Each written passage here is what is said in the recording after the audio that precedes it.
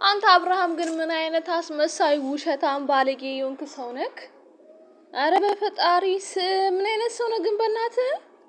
በዚህ ልክ መዋሸት ምን ያደርጋል? በዚህ ልክ በሰው ነፍስ መጫወት ምን ያደርግልሃል? የምር ሩታ እንደምትናገረው ከሆነ አንተ ራስህ በጤነኛ ሙድ ቤቷ ድረስ ሄዳ አናግራት ከሄርሚ መራቅ ፈልጋለሁ ብላ ይቅርታ ጠይቃ ተጸጽተ መልሰ ደግሞ ሄርሜላ እንዳትነቃብ ለምን ከኔ ራቀ ብላ ሌላ ወቀሳ ውስጥ እንዳትገባ ከሆነ እንዳመመ ሰው አስመስለ ያንን ሁላ ነገር ስታደርግ የነበረው የምር አውቀ ከሆነ አንተ ፈጣሪ ጠይቅ። እኔ ሌላ ምንም አይደለም። ምክንያቱም እቺ ልጅ ከልቧ አፍቅራ እንደዛ ስትገፋት እንደዛ ስታንቋሻት በአንተ ምክንያት ታማ ወርቃ ስንት ነገር ሆና ተሰርባ ያለ ስሟ ስም ተሰጥቷት ብዙ ነገር የተባለች ስለምትወድና ስለምታፈቅር ነው ያንን ሁሉ ዋጋ የከፈለች ያለችው።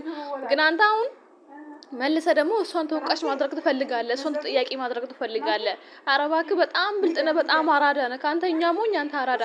ሲጀመር አንተኛን ምን እያስተማርክ ነው? ምንድነው እያስተማርከን ያለው? እኛ ለምንድን ነው አንተንስ የምንከታተለው? የትኛው ደህና ትምህርት የምታስተምረን ቀርና ነው ደግሞ ካንተን ብሶ ማለት ነው? እና መጀመሪያ ይኸውልህ ሰውን ከመናገር በፊት ራስን እኔ ምንድነኝ እኔ ከየት ነው የመጣሁት ብለህ ራስን ጠይቅ። የምር አንተ ትክክለኛ ሰው ከሆንክ አንተ ጋር እውነት ካለ እኔ ጋር እውነት አለ የምትለው እውነት ካለ ራስን በደንብ መጀመሪያ በደንብ ያ ሰው ላይ ከመብረድ በፊት ማለት ነው።